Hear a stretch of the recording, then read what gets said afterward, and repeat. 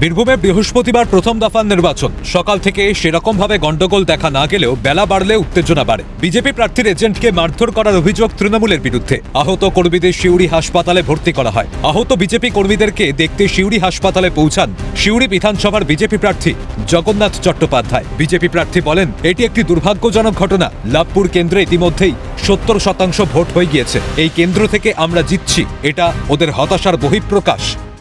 ভমরকোল অঞ্চলের ভমরকোলেরই 68 নম্বর বুথে ওখানে ওরা বুথ জ্যাম করছিল তৃণমূলের কর্মীরা।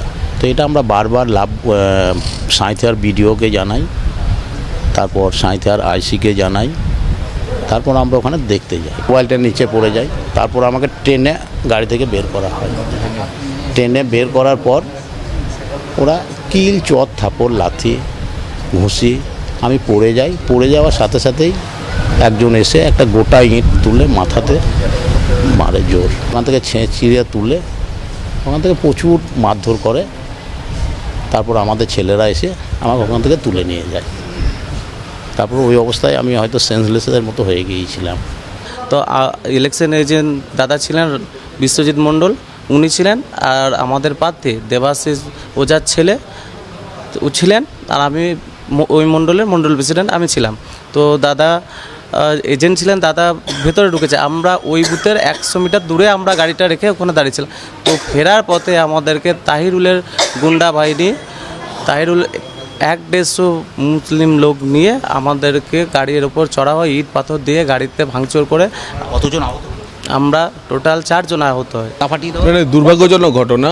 প্রার্থীর এজেন্টকে যদি এরকম ধরনের মারধর করে আসলে, এবং ওই কেন্দ্রে বীরভূম জেলায় যে ভোটিং পার্সেন্টেজ দেখেন, প্রায় 70% ভোট ইতিমধ্যে হয়ে গেছে। কেন্দ্র আমরা জিতছি, লাভপুর কেন্দ্র, তার বহিঃপ্রকাশ হচ্ছে এটা হতাশার বহিঃপ্রকাশ। ইতিমধ্যে আমাকে নির্বাচন কমিশন থেকে জানিয়েছেন সমস্ত কালপ্রিটকে গ্রেপ্তার করা হয়েছে, কিন্তু তাতে আমরা সন্তুষ্ট নই। আমরা বলেছি, ইলেকশন কমিশন বলেছিল যে কোনো থানা এলাকায় এ ধরনের ঘটনা ঘটলে সেই ওসিকে সাসপেন্ড করা হবে। আমরা সেই ওসিকে সাসপেনশনের জন্য বলছি। যে পরিস্থিতি হলো, বীরভূমে আগে খুন জখমের মধ্যে দিয়ে নির্বাচন হতো, সেই পরিস্থিতির উন্নতি হয়েছে, কিন্তু আমরা সন্তুষ্ট না যে এই ঘটনাই বা কেন ঘটবে, কেন প্রার্থীর এজেন্টকে, প্রার্থীর ছেলেকে মারধরের মুখে পড়তে হবে। তো সেই কারণে আমরা যেখানে যা করার আমরা করছি। তৃণমূল কি মনে করছে যে কোথাও গিয়ে তাদের তৃণমূল নেই, তৃণমূল আর নেই। এটা মিলিয়ে নেবেন, 4 তারিখে খাতায় কলমে হবে, তৃণমূল আর নেই।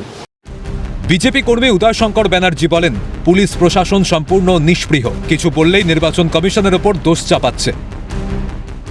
বারবার ওসিকে ফোন করা সত্ত্বেও ওসি সাহেব কোনো কোঅর্ডিনেশন করছেন না, শুধু ইলেকশন কমিশনের ঘাড়ে ওনারা দোষ চাপাচ্ছেন। যেমন ইলেকশন কমিশন দিয়েছে আমরা সেভাবে করছি। ম্যাক্সিমাম ওয়ার্ডে তৃণমূলের লোকজন 100 মিটারের মধ্যে ঢুকে পুরো দাবাদাবি করছে। তো আমরা ডিএম সাহেবকেও জানিয়েছি, এসপি সাহেবকেও জানিয়েছি। আমরা এই ঘটনার পূর্ণ, আমাদের সম্মানীয় দাদা বিশ্বজিৎ দার ঘটনার পূর্ণ দাবি জানাচ্ছি। 4 জনকে অ্যারেস্ট করেছে এখনও পর্যন্ত, যা সত্য মারফত খবর। মানুষ দেখুন, মানুষ জেগেছে। ভোট কিন্তু একদম নিরপেক্ষভাবে বিভিন্ন জায়গায় হচ্ছে, তার মধ্যে থেকেও এই ঘটনা ঘটা উচিত ছিল না। বীরভূমে বিক্ষিপ্ত কিছু অশান্তির খবর উঠে আসলেও মোটের ওপর বীরভূমে শান্তিপূর্ণ নির্বাচন হয়েছে, এমনটাই মনে করা হচ্ছে। জগন্নাথ চট্টোপাধ্যায় বলেন, মানুষ সরকারের বিরুদ্ধে গিয়ে ভোট দিচ্ছে, নির্বাচন কমিশন তার সংকল্পে অনেকখানি সফল। পরিবর্তনের ঝড় যখন উঠে যায় তখন এসব মাসলমানরা আর টেকে না, এবং এবার বুঝতে পারছেন মানুষ বেরিয়ে চলে আসছে। যেখানে দুপুর 3টের মধ্যে 80% ভোট পড়ে যাচ্ছে বুথে, তো বোঝাই যাচ্ছে মানুষ কার জন্য ভোট দিচ্ছে, কিসের জন্য ভোট দিচ্ছে। তার পরিণাম দেখছেন যে আমাদের পোলিং পার্সেন্টেজটা শেষ পর্যন্ত 86-87% গিয়ে ঠেকবে। তো 87%, 88% পোলিং মানে অ্যান্টি এস্টাবলিশমেন্ট ভোট, সরকারের বিরুদ্ধে মানুষ বেরিয়ে ভোট দিচ্ছে। এবং এই যে প্রথম পর্বের নির্বাচন, এই প্রথম পর্বের নির্বাচনে ধরে রাখুন আপনারা, মানে আমাদের মেজরিটি মার্কের কাছাকাছি পৌঁছে গেছি। দ্বিতীয় পর্বের নির্বাচনে এটা একটা বিরাট টর্নেডোতে পরিণত হবে। নির্বাচন কমিশন কি তার পরীক্ষায় সফল? নিশ্চিতভাবে সফল। আমি তো অনেকটাই ক্ষেত্রে দেখছি ইতিউতি বিক্ষিপ্ত ঘটনা ছাড়া এই বীরভূম এবং মুর্শিদাবাদ সবচেয়ে যেটা পোল ডে ভায়োলেন্সের জন্য যাদের রয়েছে, কত তো দেখেছেন, উন্নয়ন দাঁড়িয়ে থাকবে, নকুলদানা দেওয়া হবে, চরম ঢাক বাজাবে। তো কই, ব্যাটারির চার্জও শেষ হয়ে গেছে আর রিচার্জও নিচ্ছে না। তো অনেক বড় বড় নেতা দেখেছি উল্টে এখন রামনবমীর মিছিলে জয় শ্রীরাম ধ্বনি দিচ্ছে। তো অপেক্ষা করুন, সেই দিন আসছে। বীরভূমের মাটি 4ই মে লাল মাটির বীরভূম গেরুয়া মাটির বীরভূমে পরিণত। বাঁচতে চাই বিজেপি তাই, ভয় আউট ভরসা ইন, পাল্টানো দরকার চাই বিজেপি সরকার। এই স্লোগানগুলো তুলে ধরে জগন্নাথ চট্টোপাধ্যায় বলেন, এই তিনটি থিমই মানুষ গ্রহণ করেছে এবং মানুষ নির্ভয় ভোট দিয়েছে। আমরা তো বলেছি যে ভয় আউট ভরসা ইন, বিজেপিকে ভোট দিন। এই থিওরির উপর পাল্টানো দরকার চাই বিজেপি সরকার, বাঁচতে চাই বিজেপি তাই। তো এই তিনটে থিমই তো মানুষ গ্রহণ করেছে এবং নির্ভয় হয়ে যে মানুষ ভোট দিচ্ছে তার আজকে পরিণাম হচ্ছে যে সিউড়ি বিধানসভাতে ইতিমধ্যে বেলা 3টের রেজাল্ট হচ্ছে যে 81% মানুষ ভোট দিয়ে দিয়েছে। যে 3টের মধ্যে 81% মানুষ যদি ভোট দিয়ে দেয়, যদি এখনও 3 ঘন্টা ভোটের বাকি থাকে, তাহলে আপনারা বুঝতে পারছেন মানুষ কিসের জন্য ভোট দিচ্ছে। People will vote for change, people is voting for change. কোনো রাজনৈতিক লড়াই নয়, পিঠে ভাগাভাগির লড়াই, এ গরু বালি কয়লা এইসবের লড়াই। তো এসবের লড়াই নিয়ে আমাদের কোনো প্রতিক্রিয়া, মানুষ বিজেপির উপর ভরসা রেখেছে, মানুষ নির্ভয় হয়ে ভোট দিচ্ছে এবং তার পরিণাম ভারতীয় জনতা পার্টি এবার ক্ষমতায় আসছে। 4 মে লালমাটির বীরভূম গেরুয়া মাটির বীরভূমে পরিণত হবে বলে দাবি জগন্নাথ চট্টোপাধ্যায়। তার কথায় আত্মবিশ্বাস ধরা পড়েছে, এখন শুধু সময়ের অপেক্ষা।